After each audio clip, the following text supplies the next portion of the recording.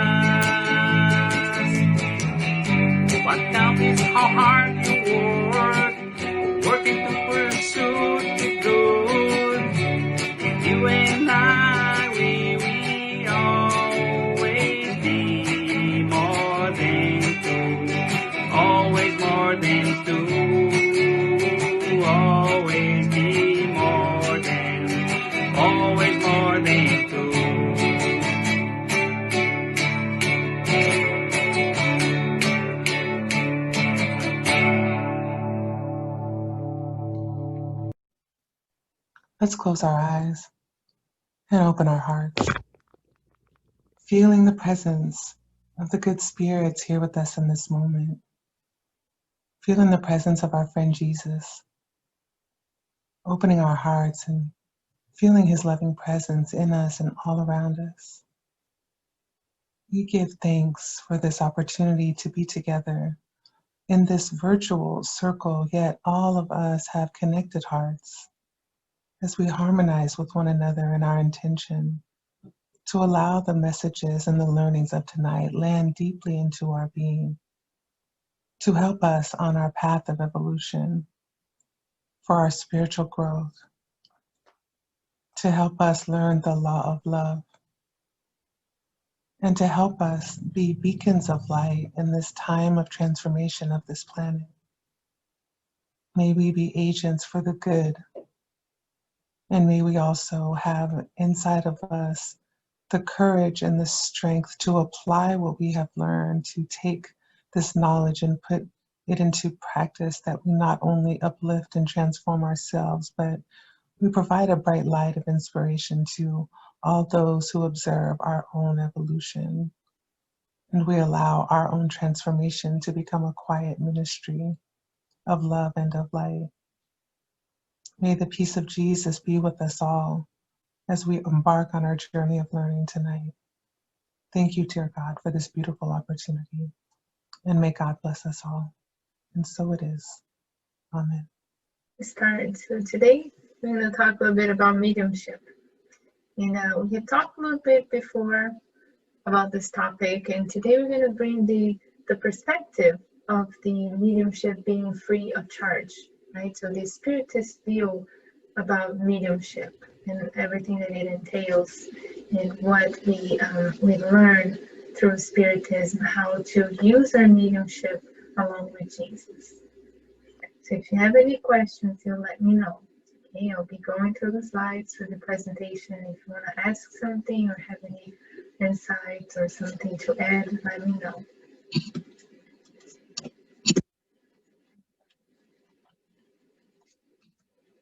Okay, so just remember a little bit about mediumship and about the medium, right? So what is mediumship?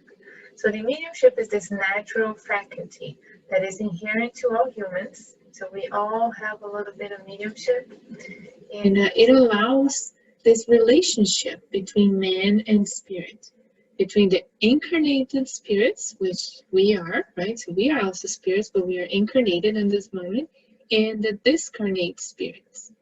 So the mediumship allows this this interchange, right? This communication between the two planes. And the medium here is the intermediate between the material and the spiritual world. So the medium is the one that is connecting the discarnate spirit to the incarnated brothers and sisters. So these are the basic parts of the mediumship. We have talked about this before, but it's always important to bring, when we talk about mediumship, it's always important that we understand what it is. We understand that we all are a little bit or less mediums, that we all have that, because it's something that is natural and inherent to all of us. And also the role of the medium, and why someone will come to life, will reincarnate with this ability, with the ability of mediumship. So one thing that as we learn Spiritism, and as we read the Gospel on Chapter 26 of the Gospel, it talks a lot about the mediumship. And it emphasizes to us that mediumship should be free of charge, and when we apply our mediumship along with the Spiritist view, along with Spiritism, then it will be, it should be free, right? So the question that a lot of people ask, like, is it fair to charge for it? Should people charge for mediumship? And what we learn through Spiritism is that mediumship should never be commercialized or professionalized or used as a profession. Mediumship should not be used in a way as a means to earn money. And the reasons why we learn this, the reason why is because mediumship has a spiritual purpose. That we come to life with this faculty, with this ability, with this gift, as some might talk about regarding mediumship. So we can help people, so we can help the spirits, so we can help the incarnates, the discarnate brothers and sisters. It has a spiritual purposes. Mediumship is not here just to fulfill our material needs or to boost our egos. No, it's not.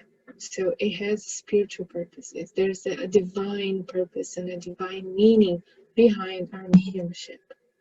Also, another reason why we should never charge is because it depends on the spirits. So if we think about mediumship, if we think, when we talk in Brazil, or when we talk about Spiritism, one of the biggest mediums that come to mind is Chico Xavier, right? But Chico Xavier was a wonderful medium because he had a wonderful number, a huge, great number of good spirits that were there helping him out and there for him. So we cannot charge for something that is not ours. If someone comes to a medium, ask him some questions or ask for help, and this medium helps him and say, look, your mentor is right here, is telling this and this and this. It's not the medium that is doing it. Whatever comes out of mediumship, it's not from the medium himself. It is from the spirits, with the permission of God, right? Nothing is going to happen through mediumship if God doesn't allow it. Nothing is going to reach us through mediumship if we're not ready for it. And the spiritual plan, the good spirits, the Christ emissaries that are the good spirits, will not be allowed to share that with us. So it is dependent on the spirits. We are just an intermediate. The mediums, whatever comes out of fruition from the medium's work, it's not his, it's from the spirit.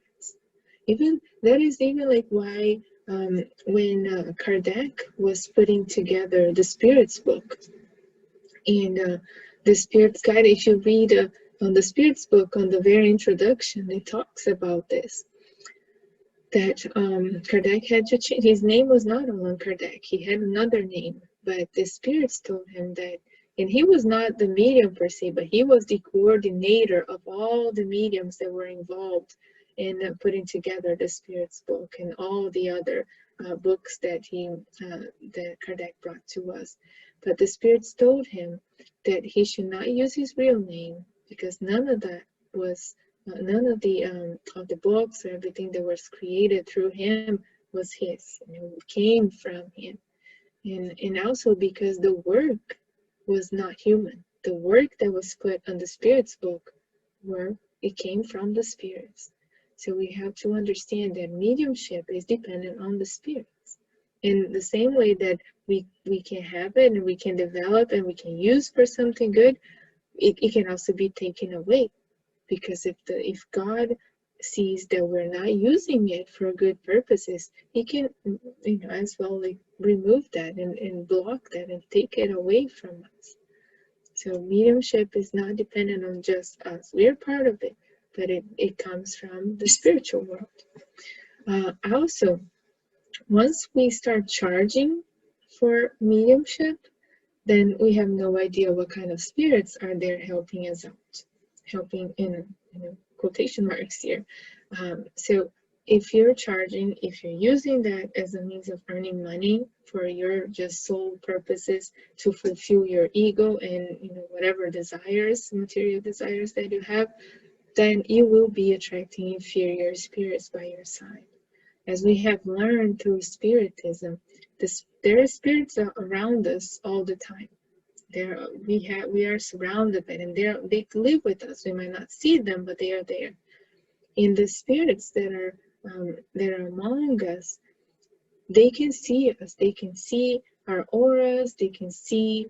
They get a feeling for what we're feeling, for our true feelings. We can mask things and we can hide things from the human eyes, but we cannot hide things from the spirit's eyes or the spiritual eyes. So they can see things, and so they know when we are trying to do something that is not that superior. And on the Gospel, in Chapter 26, when it talks about mediumship, Kardec brings that to us, that the spirits have told him that when we are using a mediumship as a means of earning money, when we are using it as a profession or commercializing it, the good spirits are not going to be there. They are not going to be supporting that kind of use of mediumship. So the spirits, the medium in that case, it's going to be left by himself, and these spirits that he's going to attract, nobody knows what they know. We cannot know what the nature of those spirits is. If they are good in nature, if they are inferior spirits. So something to think about. And Jesus has told us in Matthew 10:8, give freely what you have received freely. Because God gave us the gift of mediumship so we could use for something good. It was given to us for free. And in a way, before we reincarnated, we knew that we were going to come with that. We accepted the mediumship. We accepted that mission, that challenge to come and help our brothers and sisters. But we received that for free, and we should never charge for it.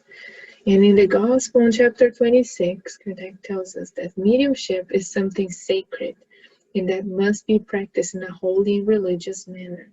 So we have to be to feel this holiness and this divine purpose of mediumship in our life, and use it and deal with it, and put into practice. Have the desire to develop it in order to use it for the good of all, because nobody's gonna evolve if we all don't evolve together.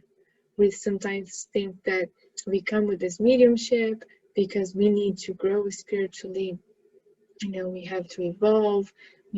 But the planet is only gonna evolve, is only gonna grow spiritually when all of us do it, right? So the mediumship is here to help ourselves, to help others, so we can help the whole, because the whole cannot survive without each individual adding to it and having a part on the whole's progress.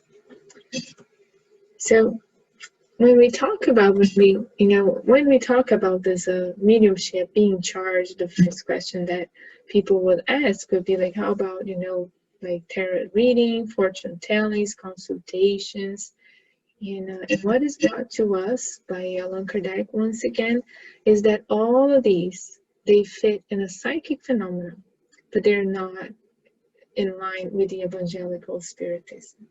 So they do bring the phenomena, which is what sometimes attracts a lot of people to mediumship and attracts a lot of people to fortune tellings, to tarot, to all those things. Is the phenomena. So it is a psychic phenomena, but it's not in line with the evangelical, with the Christian spiritism as we learn it, as we practice it. So then comes the question, but if they're not aligned with good spirits, if these people that charge for their mediumship and through all those ways that we mentioned before, this kind of divination thing, how do they guess things, and how do they guess things right? So the question is that one thing is that they may have the gift of double sight. So they just like as a medium in a spiritist center that can see the spirits, the good ones, the suffering ones, and the person, when we see people that are charging for the mediumship, that are using their mediumship for those things, they might have that too, so they have their mediumship, just their mediumship is just as the same as we learn in Spiritism, the same as we have and find inside the Spiritist center, but they're using a different way. So they might have the gift of double sight. Another thing is that they might speak of what they're seeing with this double vision, or what they're hearing from the spirits that are around them, and not just what the cards are saying. So the cards are there again to attract people. It's an attraction, but there is like we mentioned before, leadership is dependent on spirits. So if a person is telling you something about your future, about your past, about something that might happen, there's got to be a spirit around this medium. In this medium, but we don't know what kind of spirit is that. So they might speak of what they're hearing from these spirits, or what they can see with their double sight, and not just exactly what the crystal ball is telling, or the cards are telling, whatever they're using. So the same is true with the other means of divination. So all types of fortune tellings, of divinations that we can see out there, there's always a mediumistic component in there, besides just what they're using, beside the objects or something that they're using and bringing there. Okay. So when we talk about this type of mediumship, it becomes like, but how do they guess the future? What about the future, right? What about when they say something that is going to happen? Can the future be revealed? Can the future really be revealed? Can they really know what the future is going to be? And the answer for that, through the Spirit's book and through Kardec's books, is that only in rare and exceptional cases which have a purpose of general utility. So not always the future is going to be revealed. It's only going to be revealed when there's a purpose, and when that purpose is going to suit the whole. It's going to suit everyone. It's going to be something positive, and it's going to be beneficial to the person that is hearing that. So it has to have something. It has to be of a certain importance, right? And then So how about personal predictions? If we're talking about, only in exceptional cases of general utility, how about personal predictions when the person says something about yourself in particular? What the spirits bring to us in the Spirit's book is that they're almost always fake.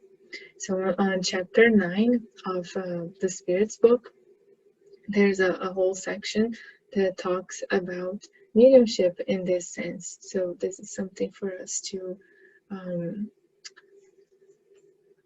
understand here. Okay. So again, when we're still talking about the future, here are some messages that we hear. So on John, the first epistle, we have that John says, "Beloved, do not believe every spirit, but test the spirits whether they are from God." Because so this brings a lot to us in this topic about this subject.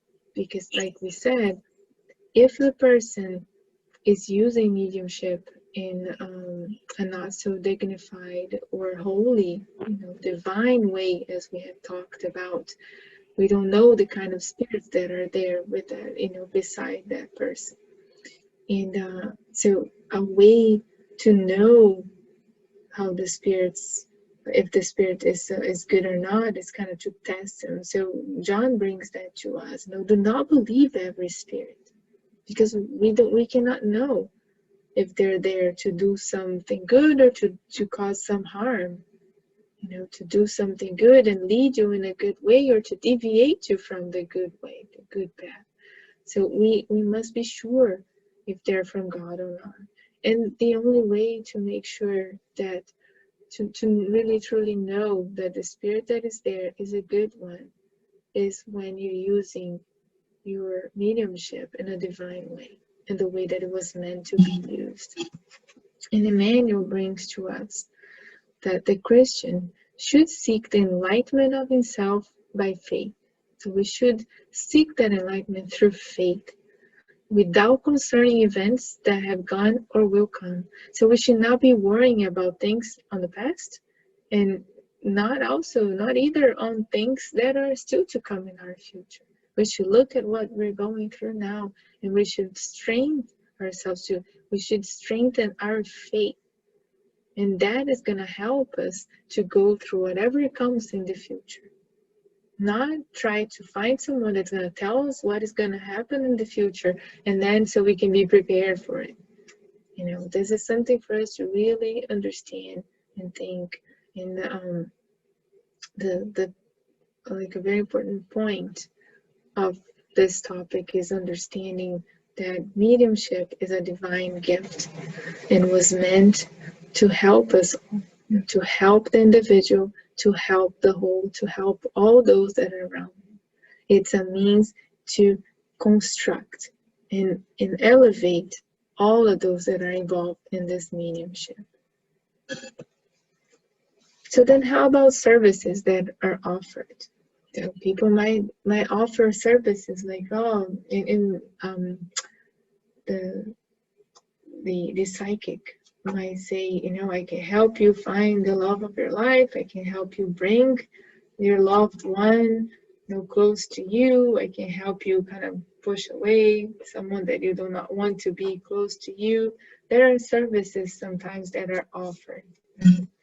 So the questions that people would ask is like, so do such services exist? Can it be really done? And what the spirits bring to us is that, yes, it is possible for an incarnated person to get together, to unite with one or more spirits, discarnated spirits, to produce harm against a third person, or to produce effects, against a third person. So this is possible. It is possible. Not that it's a good thing, but it is possible to happen. And then another question is, do the objects they use have any real influence? Sometimes people that do these things, they use objects, they might use herbs, they might use whatever it is, might ask you to bring something, and the answer from the spirits is that no, because any action that happens, any action that happens in the person, that is being targeted. It happens by the thoughts, the feelings that are emitted by the person that is there asking, by the spirits that are there working on that, and not from any object used. So we got to understand here, mediumship is all about the spirits that are around us, the spirits that are helping us, that are helping us produce some good effects, that are helping us help others in need or in suffering. So when it's being used in a different way, there is a real influence. There are real effects, but nothing is material. It's all because of energy. It's all through the energy that we emit, through our thoughts, through our feelings, through the desires, the wishes, the things that we're emanating for the person that we're trying to affect. And then another question that comes for us here is like, can evil individuals with the help of evil spirits to whom they are devoted cause harm to their neighbor? So these services, these jobs, these offerings and things that are done, can they really harm another person? Really harm in a way that truly really harm? And then the spirits tell us that no, God will not permit it. I think this is question 551, if I'm not mistaken.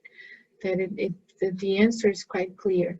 That no harm should be, come to fruition through these things, because God will not allow it.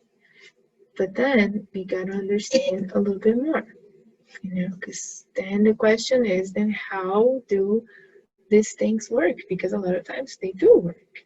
And how does it work?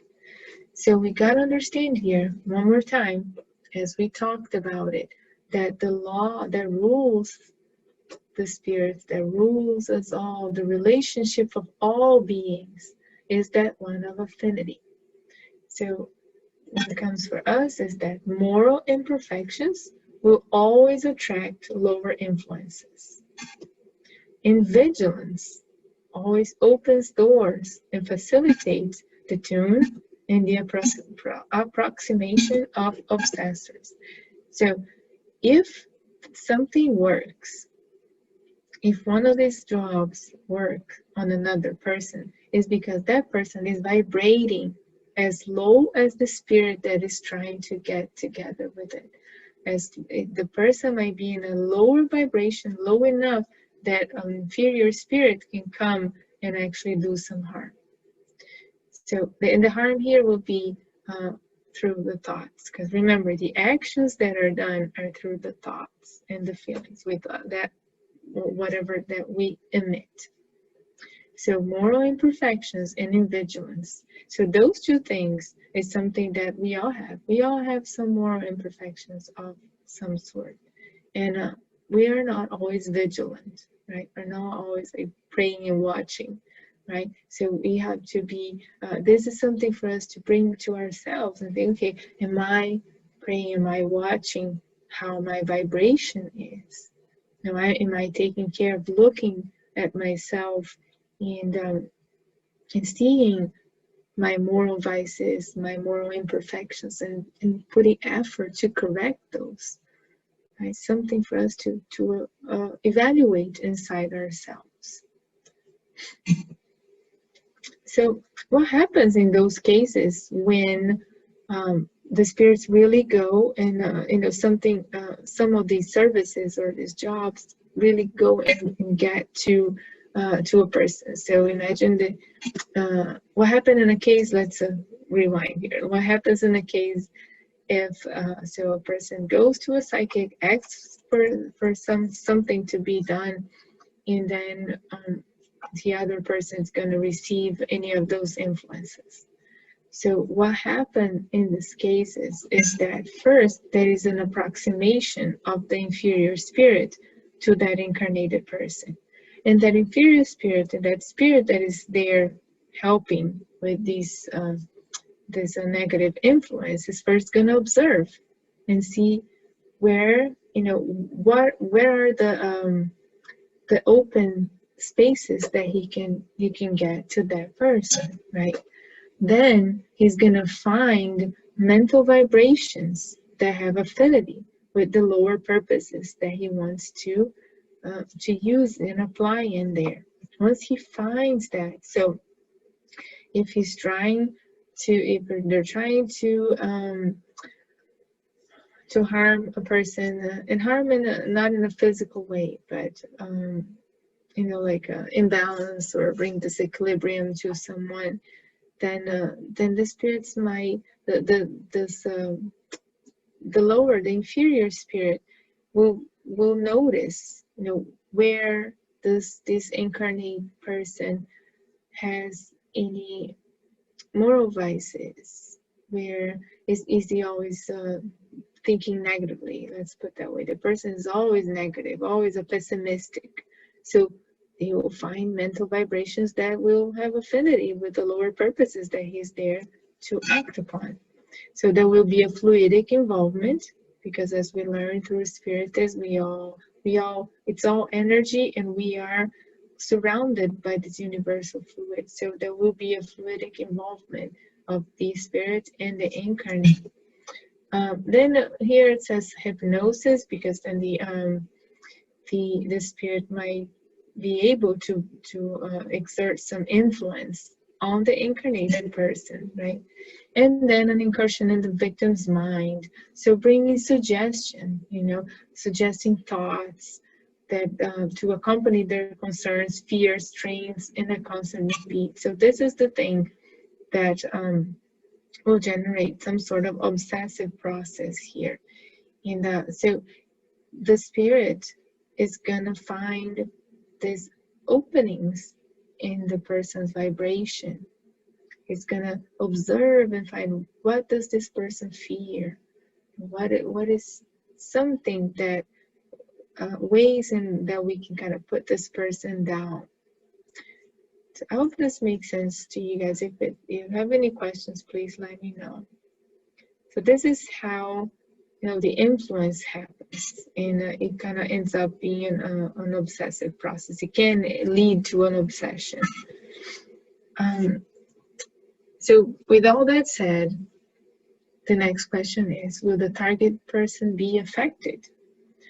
So if someone is trying to affect another through the influence of spirits, going through to a psychic or a medium, will the target person be affected?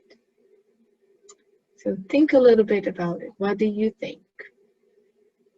Do you think it's easy to affect any person? Any person will be affected. The spirits are very powerful, that they are going to easily influence any person that is out there.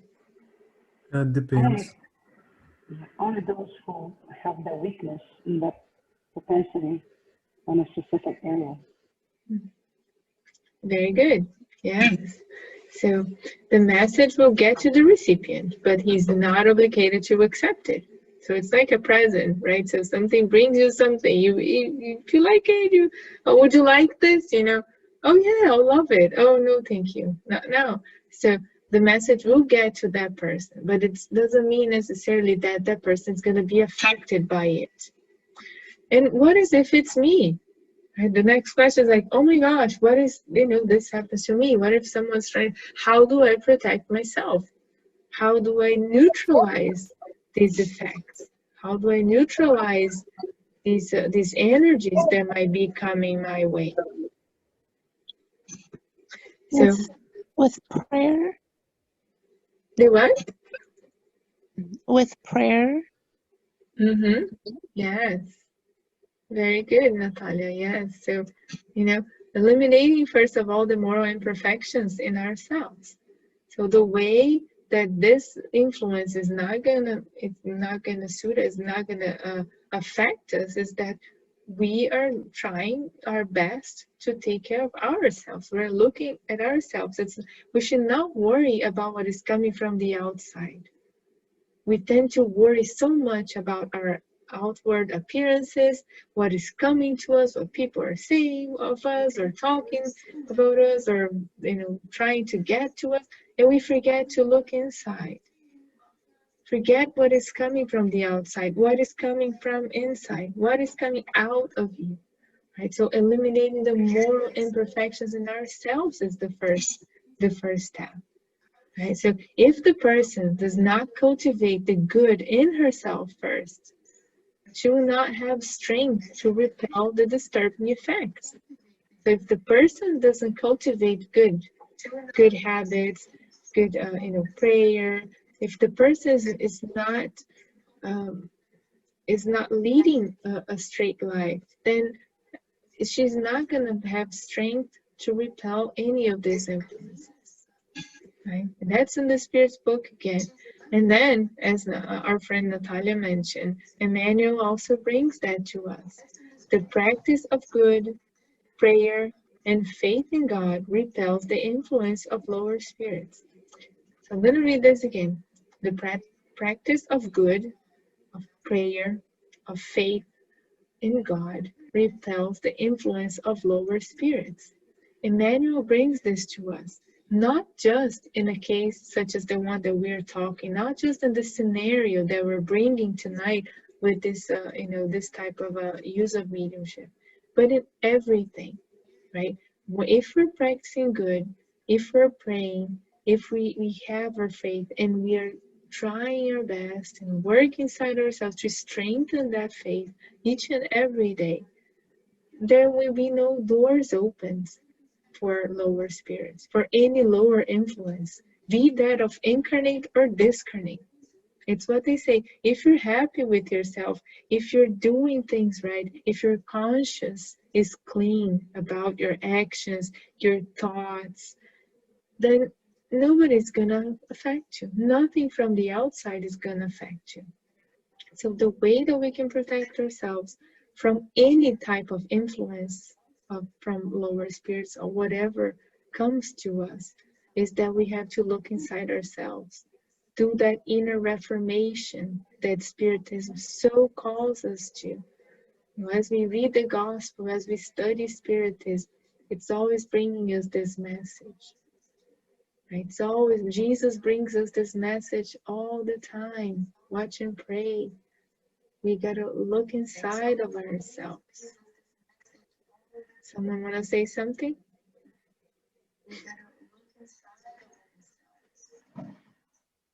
Someone wanna say something?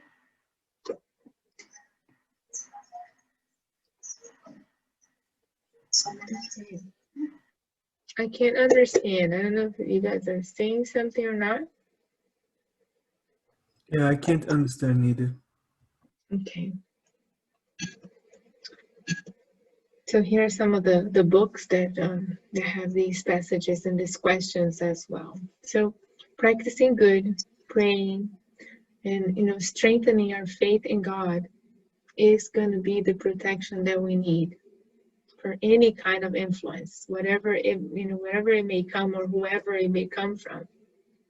Incarnate, discarnate, but if it's coming from the outside, if your inside, if your inner part is strong, nothing is gonna affect you. So also, another thing that people would ask, another question that comes to our minds, I say people, but it comes to all of our minds, mine too. How long will effects last, right? If the person is not vigilant enough, if she's not watching and praying like we're, talking here, if those influences really get to her or to him, how long would that last? So from everything that we've been talking here, we might have an idea, right? If the deal here is working on our moral imperfections, it's only going to last until we decide to change, until we decide to change for the best, right? Do something better, until we decide to renew ourselves in the good, for the good. So we have to always open up to change for the good, to bring the good inside of ourselves, to bring the good to our life through our actions, through our thoughts, through our habits. So cultivating a habit of prayer, of gratitude, all of these gonna help us change the vibration around us, inside us, and it's gonna help us start this process of bettering ourselves, of this inner reformation, studying self-study as well as studying Spiritism, studying the scriptures, whatever, it might appeal to you, but bringing Jesus to your life. The point here also of this presentation is to show all of us, to present it to us, bring it, the importance of using mediumship with Jesus. This is what Spiritism brings to us. It brings the importance of uniting the gift, the mediumship, with Jesus' principles. Because this is going to ensure us that we're going to be using this mediumship for something good, for the divine purposes that it was meant for it, as well as it's going to ensure that we're surrounded by good spirits, and that we are not just helping others, but we're also helping us evolve and grow. Because as we, when you read André Luiz, the books from André Luiz, from Chico Xavier, we learn that so many mediums incarnate with the mediumship, and they lose themselves in their egos. They lose themselves in this materialism that we live surrounded by. And when they come back to the spiritual world, they come back in a deep depression of the soul, because they missed the opportunity, that sacred opportunity that they had to help their brothers and sisters. And if they didn't help, someone else could have helped. But if they didn't help, the first thing, the first soul and spirit that is crying there are themselves, because they had the opportunity, they had everything to do it, but they chose not to. So it's always a choice that we have to. If we carry that mediumship, asking to be put to a good purpose, we should consider looking into it with lovely Christian eyes, in order to put it to the divine purpose that it was meant for us. So what about the ones that perform that evil act? The evil act here is it's even weird to use evil, but what about the ones that had the negative intentions, that had the bad intentions, for their actions? So there will always be a return for their actions, right? We learned that the one of the laws that govern the universe, the laws that governs us in this life, is the law of action and reaction. We always reap the consequences for what we sow, right? So we plant the seeds through our actions, through our thoughts, through our feelings, and we put the action and we plant those seeds, and whatever comes out of it is what we're gonna harvest. So the one that does evil harms himself first. So we're just saying, if we're not helping the others, or if we are having intentions to harm or hurt the others, we're hurting ourselves first. It's always like that, because our conscience is always calling us. Even if sometimes people think that, nobody's gonna know that I did this or did that. We think we're lying to everybody, but the things that we're lying to ourselves, always ourselves first. So the one that is still looking for revenge, still wishing for something negative, is still emanating revenge or emanating anger, he's hurting himself first and foremost. He's hurting himself first. So, and there will always be a return for their actions. And this will be divine justice, through divine justice, and not a God that is punishing. It's not punishment. It's divine justice and fairness. So when we talk a little about mediumship here, through all of this talk, we learned that mediumship is a faculty granted for the good. It was granted to us by God, and it was granted to us so we can do something good with it. It's granted for the good, not just our good, but the good of all, which is why we're here in this world, to learn to love one another, right? So it should be practiced in a holy manner, in a divine manner, with all the honor and the respect that it should have had. It's a divine talent to bring consolation and education among men. So it is here to bring this consolation, to help.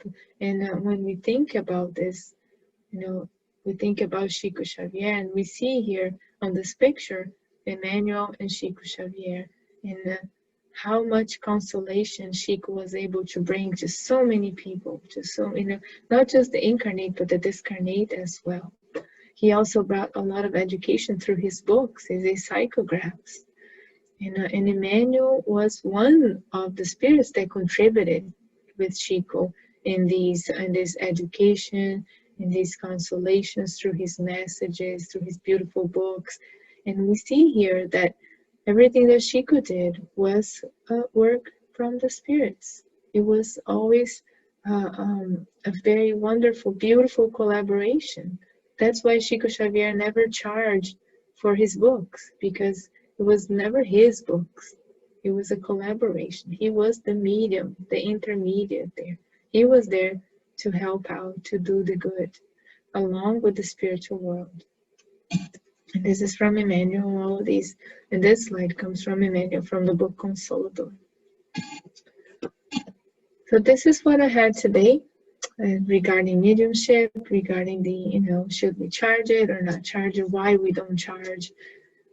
I hope that it was helpful and that it brought some value to you all. If you have any questions, feel free to ask or talk or comment. We're open for your input and insights.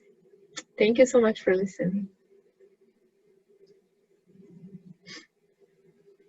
Thank you, Anna. It was great talking. Very nice to hear that. Good. Okay. Thank you. That was great. Thank you all for being here.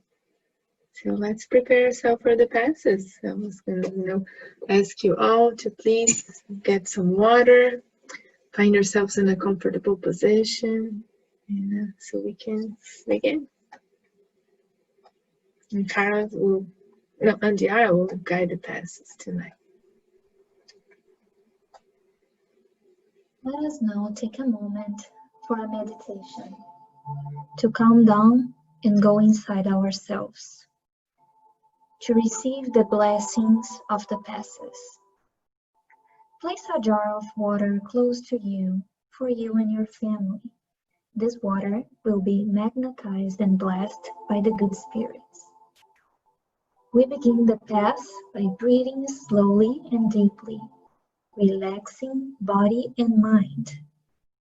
Let go of your worries and your thoughts for a moment.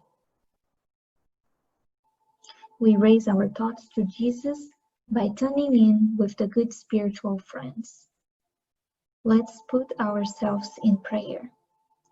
Ask God, our Father, for the presence of the guardian angel and friendly spirits by your side in this moment. We ask them to assist all the homes here represented. We ask God to allow us to receive healing rays for all physical body ailments, stopping any action of infirmities through the application of vibration of rays of light throughout our being. We now proceed to the dispersion pass. Let's imagine a crystal clear water falling all over us, full of blessings, involving our whole body, removing all negative energy, thoughts, and feelings, penetrating and involving our entire body, organs, cells, and our centers of force, restoring our energies, detaching ourselves from all hurt and anger, nervous tensions, guilt, sadness, and frustrations, afflictions, and anxiety. Allow the action of this cleansing by putting all your difficulties and sensations in the hands of Christ. We feel ourselves spiritually clean. Involve in this moment the entire environment of your home, opening the doors to cleanliness and releasing all feelings of selfishness and possession. May this water clean the spiritual environment of our home from all forms of ill thoughts and feelings that may disharmonize ourselves and our family members. Dear God, embrace our hearts, giving everyone good intuitions and freeing us from all evil. Thank God. We now proceed to the replenishing path. After cleaning, feeling light and happy to be free, we start the strengthening phase, restoring all our energies. Let this light of love fall upon us by rays of restorations of our whole being, helping us to re-energize both morally and spiritually. Visualize the team of spiritual doctors around your physical and spiritual body, receiving lights that provide beneficial and strengthening energies. Through breathing, through the pores of your body, and through your mental thoughts, strengthening your immune system, restoring to balance all your organic activities, bringing encouragement and well-being to your body. Let's thank Jesus and the whole team of good spirits, asking for this light of healing and blessings for all humanity and involving all the sick and distress for the trials of the earth at this time. Let's unite our thoughts of love to be an instrument of support so that the good spirits can act on everyone who needs it. Pass in name of Jesus. At this moment, we imagine the hospitals and everyone that are receiving this healing support, the homes of the sick and those who remain silent, still feeling the action of this disease.